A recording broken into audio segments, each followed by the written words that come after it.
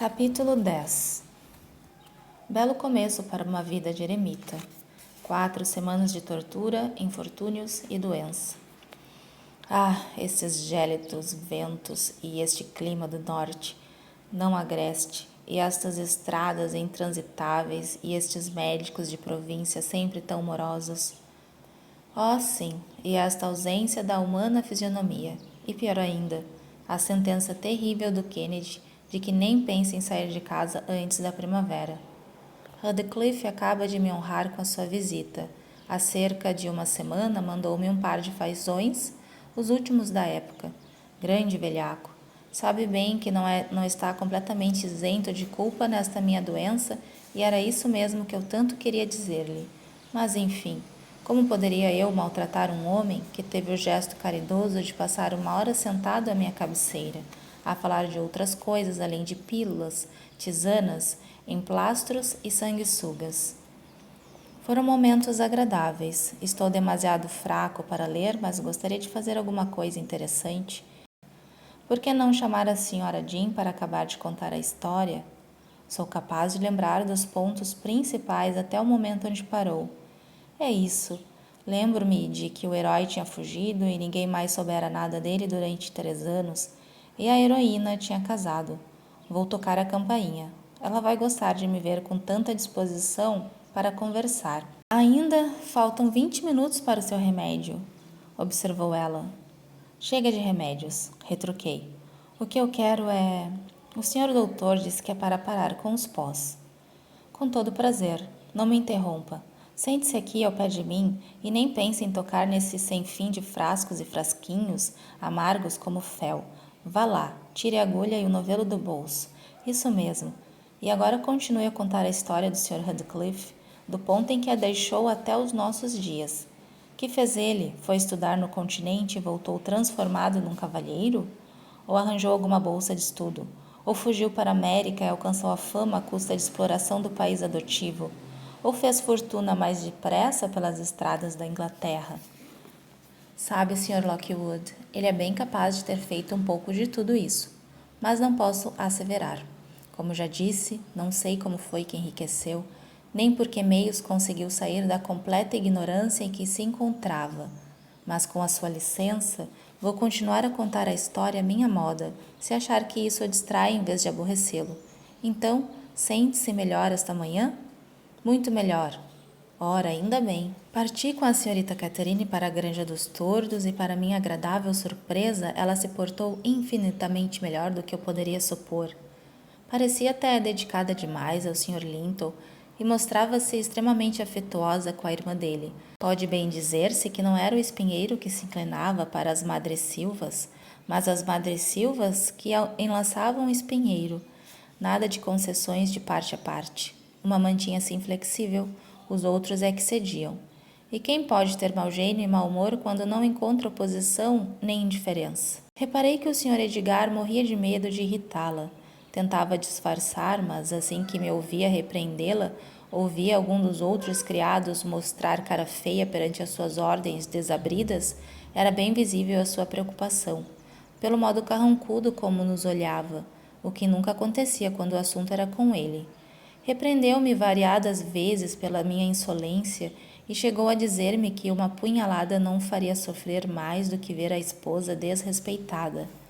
Para não afligir um patrão tão bondoso, aprendi a ser menos melindrosa, e durante 6 meses a pólvora mostrou-se tão inofensiva como a areia, pois ninguém aproximava fogo para fazê-la explodir. Catherine passou por fases de tristeza e de mutismo, que o marido respeitava com solidário silêncio, atribuindo-as a uma mudança de caráter devido à grave doença que havia cometido, pois nunca fora dada a depressões. O regresso da alegria era por ele concebido com igual alegria. Não minto se disser que reinava entre eles uma felicidade genuína e sempre crescente. Mas isso acabou, afinal, acabamos sempre por ter de pensar em nós, antes de mais nada. Os mansos e os generosos apenas são mais justos no seu egoísmo do que os prepotentes. E a felicidade deles chega ao fim quando as circunstâncias mostram que o que mais interessa a um não é a principal preocupação do outro. Foi uma tarde calma de setembro. Eu vinha do pomar com um cesto de maçãs que tinha apanhado.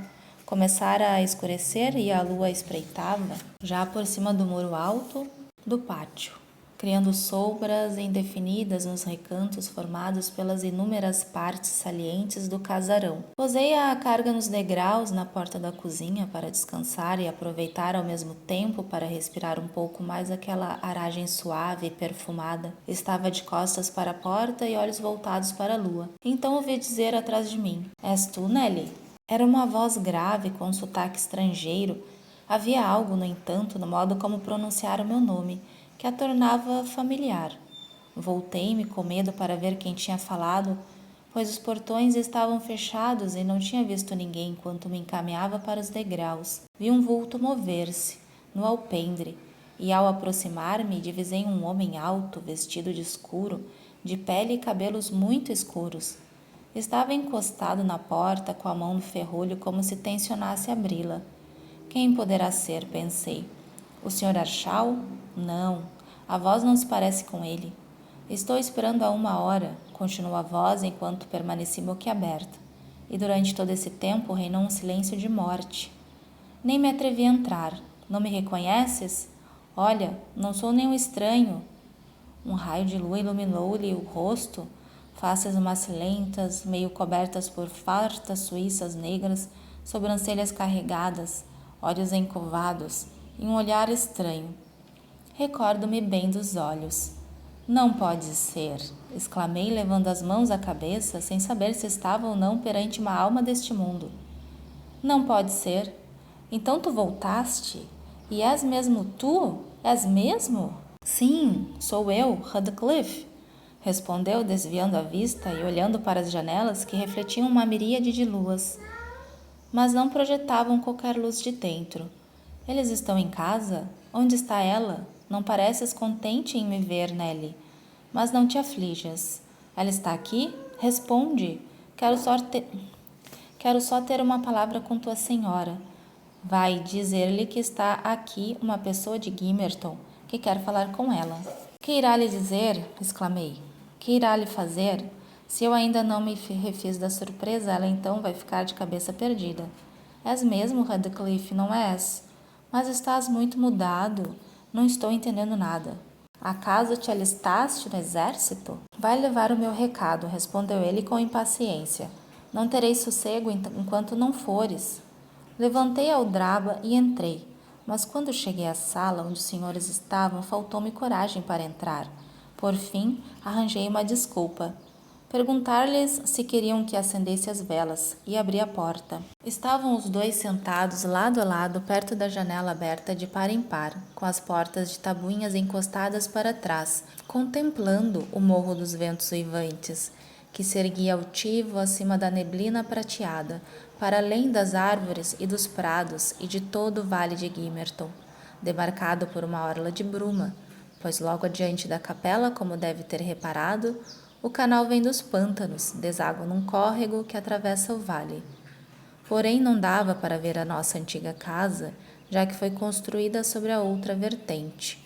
Toda a cena, a sala, os seus ocupantes, a paisagem, respirava uma tal tranquilidade que foi difícil para mim cumprir a minha missão. Já ia saindo sem dar o recado, depois da pergunta acerca das velas, quando o impulso me fez retroceder e murmurar. Tem um sujeito de Gimmerton que quer falar com a senhora. O que quer ele? Quis saber a senhorita Linton. Não lhe perguntei, respondi. Corre as cortinas, Nelly, ordenou, e traz o chá. Eu já volto. A senhora Linton saiu da sala. O Sr. Edgar perguntou quem era, sem se mostrar muito interessado. Alguém por quem a senhora não esperava? Respondi. O Radcliffe. O senhor não se lembra? O rapaz que vivia na casa dos Archal. O quê? Aquele cigano, aquele caipira? Bradou. E por que não disseste a Catherine que era ele? Psyll, o senhor não deve xingá-lo, disse eu. A senhora ia ficar toda ofendida se o visse. Ficou com o coração destroçado quando ele fugiu. Acho que este segredo vai enchê-la de júbilo. O Sr. Linton dirigiu-se ao outro lado da sala, a uma das janelas que dava para o pátio. Abriu-a e debruçou-se. Deviam estar os dois lá embaixo, pois apressou-se a exclamar. Não fiques aí fora, meu amor. Manda entrar essa pessoa se for nossa conhecida. Daí a pouco ouvi a porta abrir-se e Catherine surgiu correndo, ofegante e completamente fora de si, tão excitada que nem parecia estar feliz. A sua cara fazia supor, pelo contrário, alguma terrível calamidade. Ai, Edgar, Edgar! Exclamou meio sufocada, lançando os braços em volta do seu pescoço. Edgar, meu querido, Radcliffe voltou, está aqui, e apertou ainda mais o pescoço do marido. Está bem, protestou ele enfadado, mas não é razão para me estrangular. Nunca o achei tão importante. Não precisa fazer tanto alarde. Sei que nunca gostaste dele, retorquiu ela, reprimindo um pouco a emoção. Mas agora, se gostas de mim, tens de ser amigo dele. Posso dizer-lhe que suba? Aqui, estranhou o marido. Para a sala? E para onde haveria de ser? O Sr. Linton, incomodado, sugeriu que a cozinha seria o local mais apropriado. Catherine olhou-o meio zangada e meio zombeteira. Não, disse por fim. Para a cozinha eu não vou. Põe 2 mesas aqui, Ellen. Uma para teu patrão e uma para a senhorita Isabela, que pertencem à fidalguia, e outra para Radcliffe e para mim, que pertencemos à plebe. Achas bom assim, querido? Ou queres que mande acender uma lareira para ti no outro lado? Se assim for, é só dizeres. Vou lá embaixo buscar o meu convidado. Nem caibo em mim de tanta felicidade. Edgar, porém, impediu-a, quando ela já se preparava para descer. Vai tu dizer a ele que suba, ordenou, dirigindo-se a mim. E tu, Catherine, podes mostrar-te satisfeita, mas tenta não seres absurda. Não é preciso que toda a gente te veja recebendo um criado que andou fugido como se fosse teu irmão. Desci e fui encontrar Radcliffe à espera do alpendre, com ar de quem naturalmente contava que o mandariam entrar. Seguiu-me sem dizer palavra e levei-o à presença do senhor e da senhora. Agora que a luz do fogo e dos candelabros batia em cheio nele, eu estava boquiaberta com a transformação de Radcliffe. Tinha se tornado um homem alto, atlético, bem constituído, ao lado do qual meu patrão parecia um rapazinho magrecela. O seu porte aprumado era indício de ter servido no exército. A sua expressão era muito mais madura e decidida que a do Sr. Linton. Adivinhava-se nela inteligência, sem quaisquer sinais da degradação de outros tempos.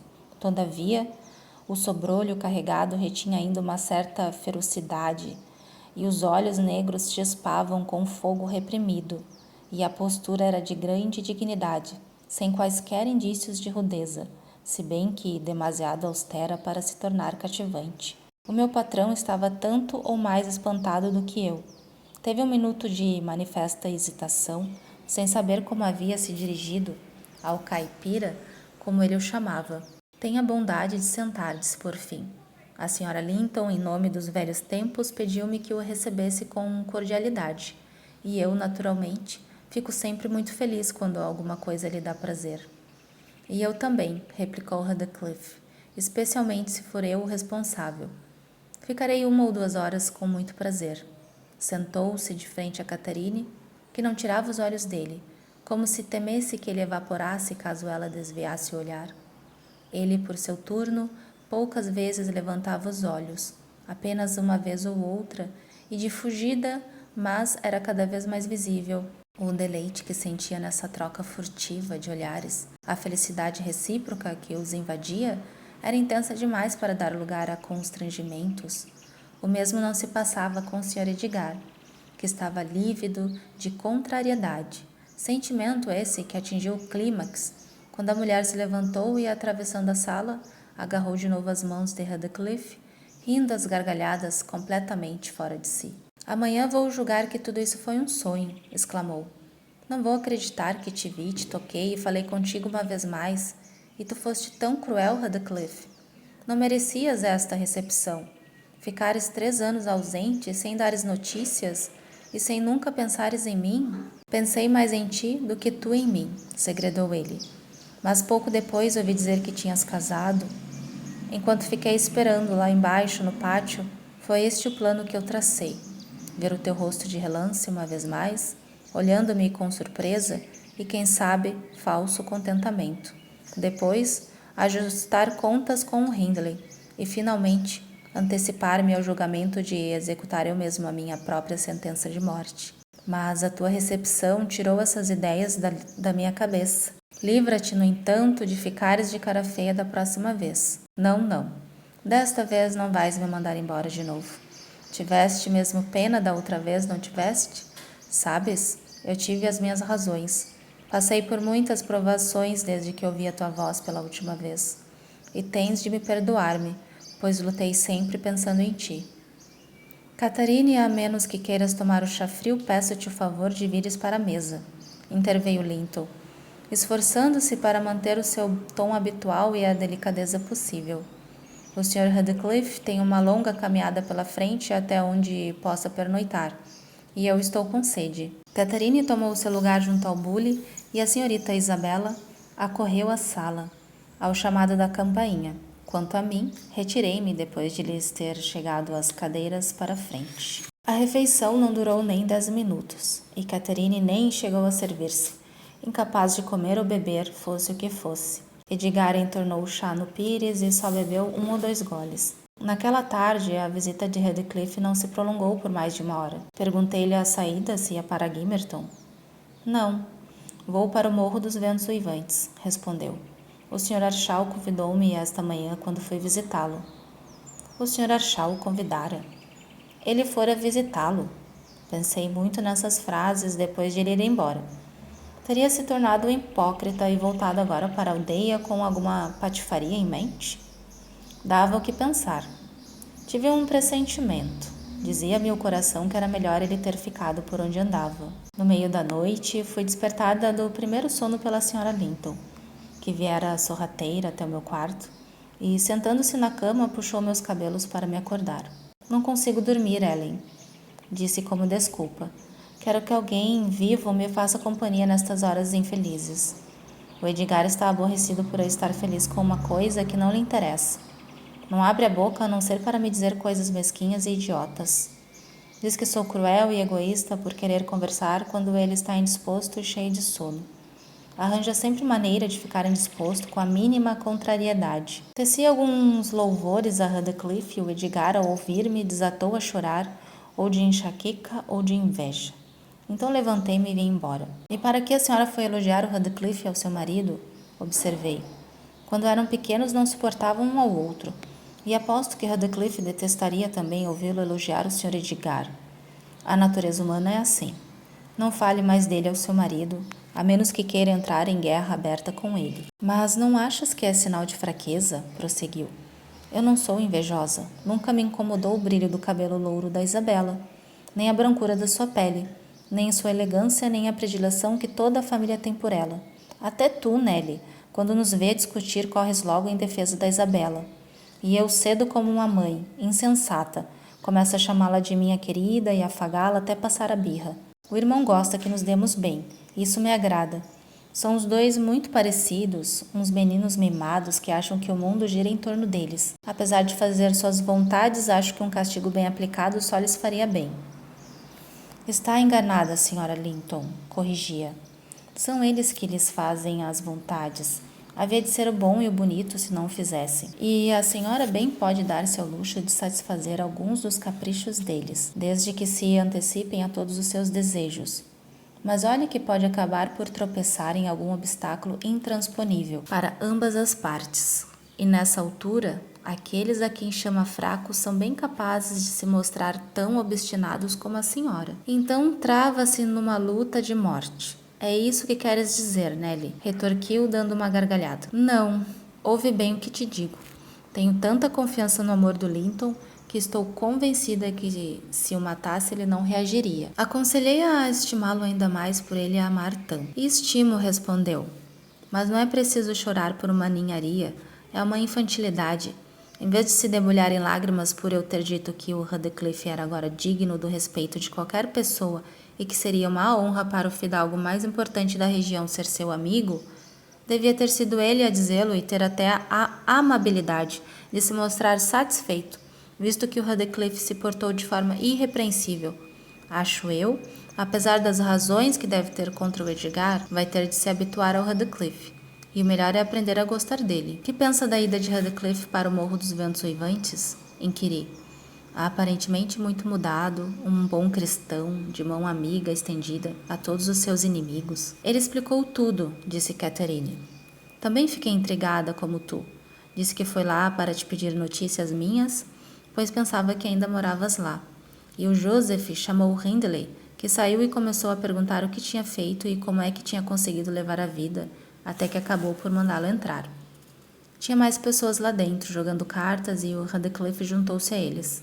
O meu irmão perdeu algum dinheiro a favor dele e, vendo-o tão abonado, convidou-o a voltar lá nesta noite.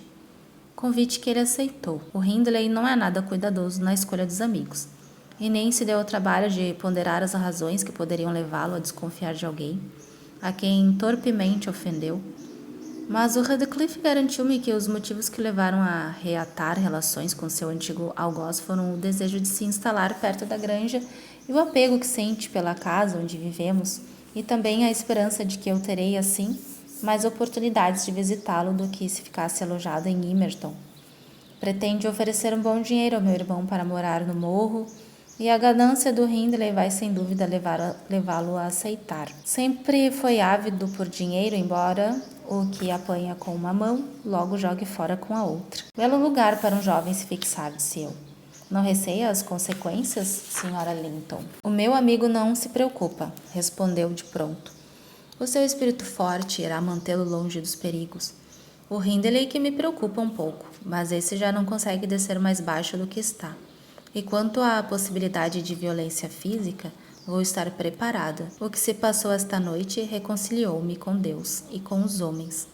Estava voltada com a divina providência. Sofri muito, muito, Nelly.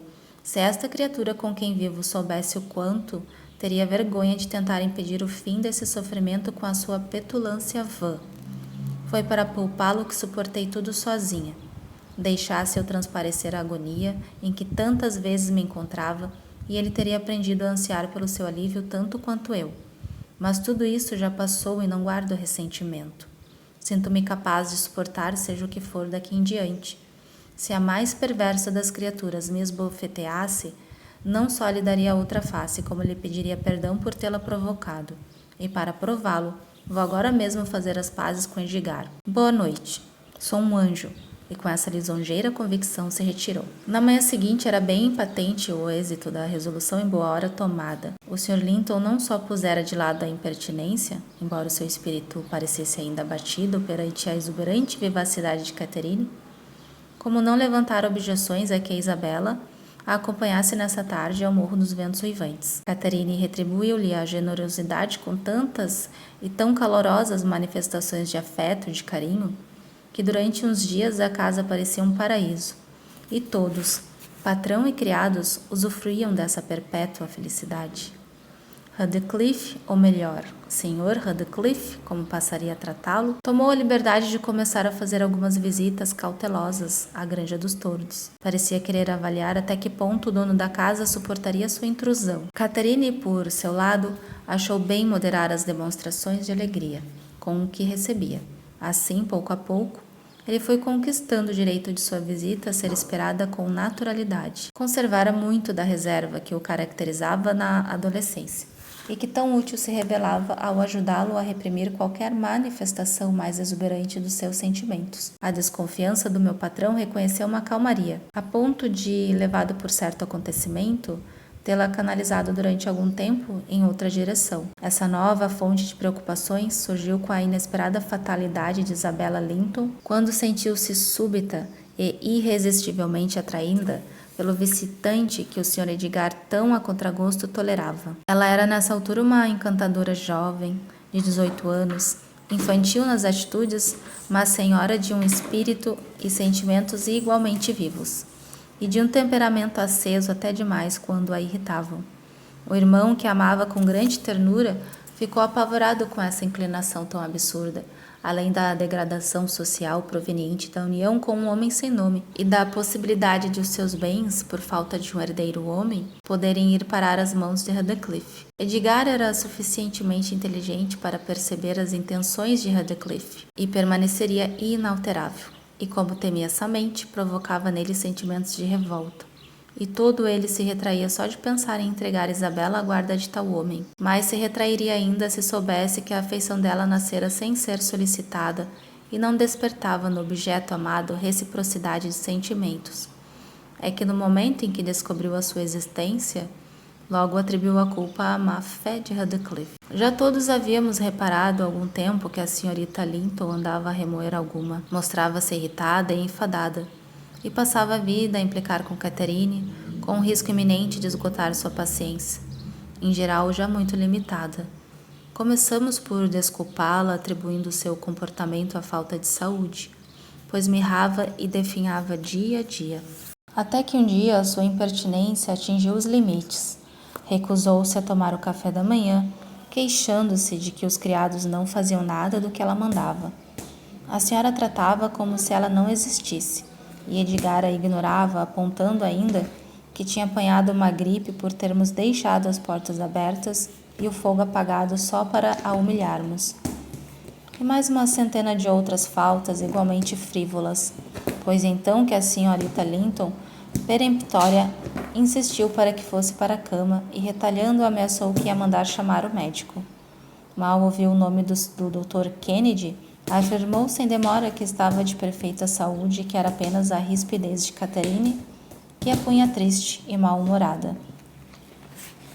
Como podes dizer que eu sou ríspida, sua marota? Exclamou a senhora, perplexa com essa afirmação tão pouco razoável. Estás, de certo, perdendo a razão. Vá, diz lá, quando é que foi ríspida? Ontem, soluçou Isabela. E agora também. Ontem, admirou-se a cunhada. Em que ocasião?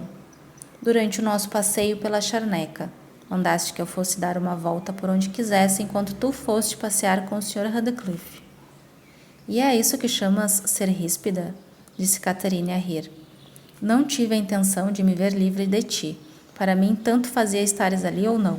Apenas achei que a minha conversa com Radcliffe não tinha nada que pudesse te interessar. Não foi nada disso, choramingou a jovem. Mandaste-me para longe porque sabias que eu queria ficar. Ela estará boa da cabeça? Exclamou a senhora Linton, voltando-se para mim. Vou repetir a nossa conversa palavra por palavra, Isabela, e tu me dirás que encanto poderia ter para ti. Quero lá saber da conversa, replicou Isabela. O que eu queria era estar com... Então, disse Catherine, ao vê-la hesitar, com ele, e não vou deixar que me afastes outra vez, prosseguiu, exaltadíssima. Pareces um cão com um osso, Cat. Só tu é que pode ser amada, mais ninguém. Mas que grande atrevimento! Exclamou a senhora Linton boquiaberta. Nem quero acreditar num disparate destes. Não é possível que queiras atrair as atenções do Radcliffe, que o consideres uma pessoa simpática. Espero não ter entendido o que disseste, Isabela. Entendeste sim, asseverou a jovem toldada pela paixão. Nesse caso, não queria estar no seu lugar nem por um reino, declarou Catherine com grande ênfase. E parecia sincera. Nelly, ajuda-me a fazê-la ver que isso é uma loucura. Diz-lhe que espécie de homem é o Radcliffe. Um homem enjeitado, sem educação, sem cultura. Uma charneca árida, cheia de espinhos e pedras. Mais depressa soltaria aquele canário no parque num dia de inverno do que te aconselharia a entregares o coração a Radcliffe. Isso só prova que é o teu deplorável desconhecimento do seu caráter que meteu esse sonho impossível na tua cabeça. Nada mais. Sim, não penses que ele oculta rios de benevolência e afeição sob toda aquela dureza exterior. Ele não é nenhum diamante bruto, nenhuma ostra grosseira ou se esconde uma pérola. É um homem terrível, feroz, desapiedado. Nunca lhe digo, deixe este ou aquele inimigo em paz porque seria mesquinho ou cruel prejudicá-los. O que eu lhe digo é, deixa-os em paz porque eu detestaria vê-los maltratados. E ele, Isabela, seria capaz de te esmagar como um ovo de passarinho, se te tornasses um fardo demasiado incômodo. Sei que seria capaz de amar um Linton, embora o ache mais capaz de se casar com a tua fortuna e a tua condição. A avareza está cada vez mais enraizada nele. Pronto, aqui tens o seu retrato, e feito por alguém que é amiga dele. Tão amiga que, se o visse seriamente interessado em te apanhar, até talvez me calasse e te deixasse cair na armadilha. A senhorita Linton fitava a cunhada transbordando de indignação. É vergonhoso, vergonhoso, repetia furiosa. És pior do que 20 inimigos, a tua amizade só destila veneno. Ah, com que então não acreditas em mim? Replicou Catherine. Pensas que falo por despeito? Sei que o fazes, retorquiu Isabela. E horroriza-me esse teu procedimento. Tanto melhor, gritou a amiga. Faz como bem quiseres. Foi o que eu fiz. E agora, perante tanta insolência, dou o assunto por encerrado. E eu que sofra com o egoísmo dela, disse Isabela soluçando quando a senhora Linton saiu do quarto. Todos estão contra mim. Ela destruiu a minha única consolação. Mas só disse mentiras, não foi? O Sr. Radcliffe não é nosso inimigo. É um homem honrado, honesto. Senão, como ele ia lembrar-se dela? Ah, com que então não acreditas em mim? Replicou Catherine. Pensas que falo por despeito? Sei que o fazes, retorquiu Isabela. E horroriza-me esse teu procedimento. Sei que o fazes, retorquiu Isabela. Tanto melhor, gritou a outra. Faz como bem quiseres, foi o que eu fiz. E agora, perante tanta insolência, dou o assunto por encerrado. E eu que sofra com o egoísmo dela, disse Isabela, soluçando quando a senhora Linton saiu do quarto. Todos contra mim. Ela destruiu a minha única consolação. Mas só disse mentiras, não foi? O Sr. Radcliffe não é o nosso inimigo. É um homem honrado, honesto. Senão, como ele ia lembrar-se dela? Tire-os dos seus pensamentos, senhorita Isabela, pedi. Aquilo é a ave de mau agouro. Não é para a senhorita. A senhora Linton foi muito dura, mas não posso contradizê-la. Ela conhece o coração dele melhor do que eu, ou qualquer outra pessoa, e nunca o faria parecer pior do que é. As pessoas honestas não escondem os seus atos. O que faz para viver? Como fez fortuna? Por que razão veio morar no Morro dos Ventos Uivantes, na casa de um homem que ele odeia?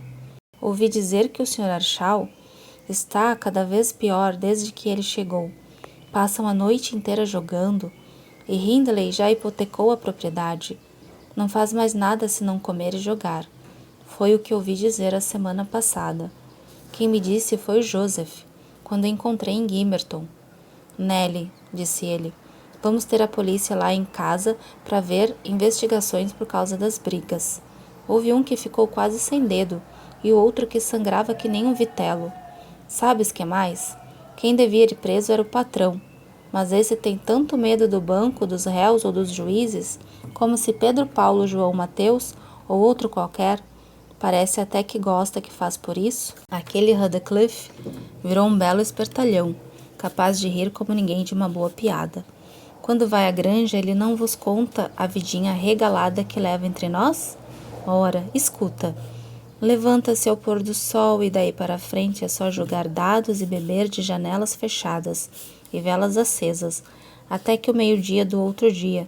Só então o tresloucado do patrão sobe para o quarto gritando e praguejando, de forma que as pessoas decentes têm de tapar os ouvidos envergonhadas, e o velhaco fica contando os ganhos e comendo e dormindo e ainda vai trocar conversa com a mulher do vizinho. E dá mesmo para ver como o dinheiro do pai da senhora Catherine vai passando para o bolso dele, e como o irmão dela se afunda cada vez mais, enquanto ele vai dando uma ajuda.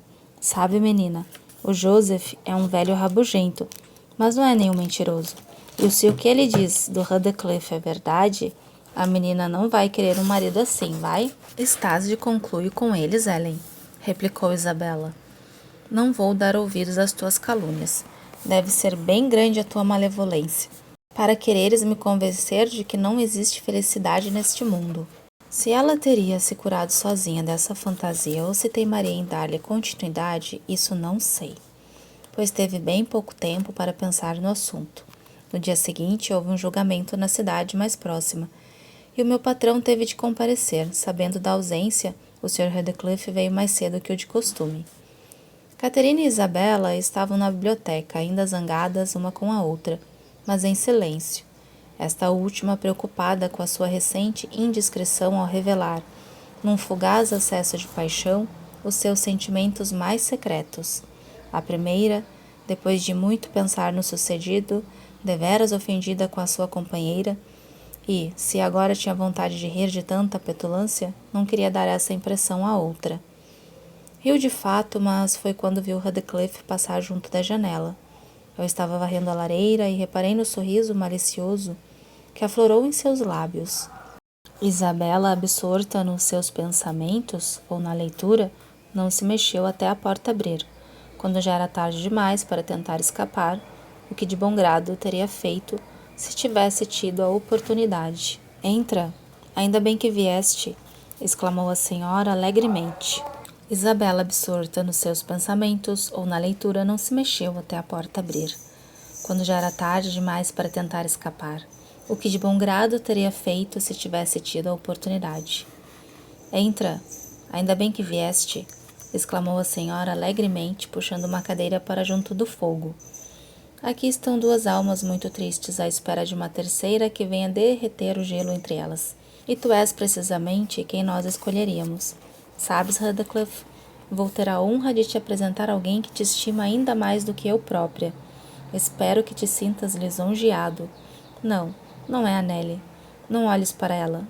É a minha pobre cunhadinha, que estás de coração despedaçado só pela mera contemplação da tua beleza física e moral. Estás nas tuas mãos, tornaste irmão de Edgar. Não, Isabela, não fujas. Prosseguiu, agarrando com pretenso ar de brincadeira a moça que, atordoada, se levantara indignada. Desentendemo-nos como duas gatas por tua causa, Radcliffe, e eu saí perdendo nos protestos de devoção e admiração. E ainda por cima, fui informada de que, se eu tivesse a delicadeza de ficar afastada, a minha rival, como ela se considera, desfecharia uma seta direto no seu coração, que te prenderia para sempre e lançaria minha lembrança no teu eterno esquecimento. Catherine, disse Isabela, recuperando a dignidade, sem tentar se defender-se da mão que apertava o seu braço. Agradeço que respeites a verdade e não me calunies, nem mesmo por brincadeira. Sr. Radcliffe, tenha a bondade de pedir à sua amiga que me solte. Ela se esquece de que o senhor e eu não somos amigos íntimos, e que o que a diverte é para mim indizivelmente penoso. Como o visitante não respondeu e foi se sentar, mostrando-se indiferente aos sentimentos que ela pudesse nutrir por ele, Isabela voltou-se para sua torturadora e implorou-lhe, num sussurro, que a libertasse. Nem pensar, gritou a senhora Linton. Nunca mais vais dizer que sou como um cão agarrado a um osso. Ficas aqui, sim. Então, Radcliffe, não estás satisfeito com a bela notícia que te dei? A Isabela jura que o amor do Edgar por mim não é nada comparado com o que sente por ti. Tenho certeza de que foi mais ou menos isso que ela disse. Não foi, Ellen? E não come nada desde o nosso passeio de anteontem, de desgosto e raiva por eu tê-la privado da tua companhia por achar que não a interessava. Deves estar enganada, disse Radcliffe, rodando a cadeira e colocando-se de frente para elas.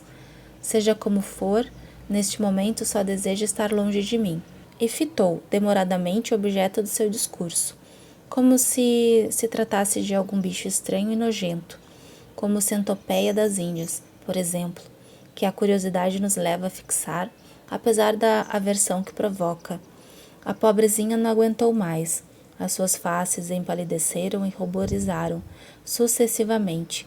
Com as pestanas orladas de lágrimas, usou toda a força dos seus dedos frágeis para se libertar das garras de Catherine.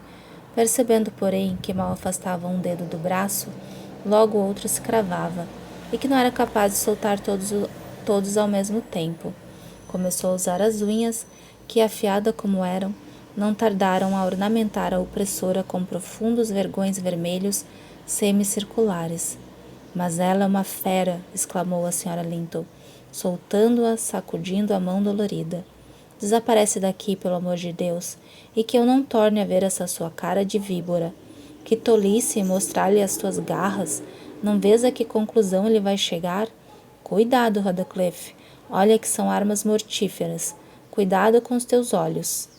Eu lhe arrancava os dedos, se alguma vez me ameaçasse, foi sua resposta brutal, quando a porta se fechou atrás de Isabela. Mas por que irritaste a criatura desta maneira, Cat? Não estavas a dizer a verdade, estavas? Claro que estava, asseverou ela. Há semanas que anda perdida de amores por ti, E as cenas que ela fez esta manhã, e os impropérios que me disse, e tudo porque lhe apresentei claramente os teus defeitos, a fim de moderar tanta adoração. Mas deixemos assim. Só a quis castigar pela sua petulância, foi tudo. Quero-lhe bem demais, meu querido Radcliffe, para permitir que lhe deites a mão e a devores por completo. E eu bem de menos para sequer tentar, contrapôs ele, a menos que seja a maneira dos vampiros. Havias de ouvir falar de coisas muito estranhas, se eu viesse sozinho com essa deslavada boneca de cera.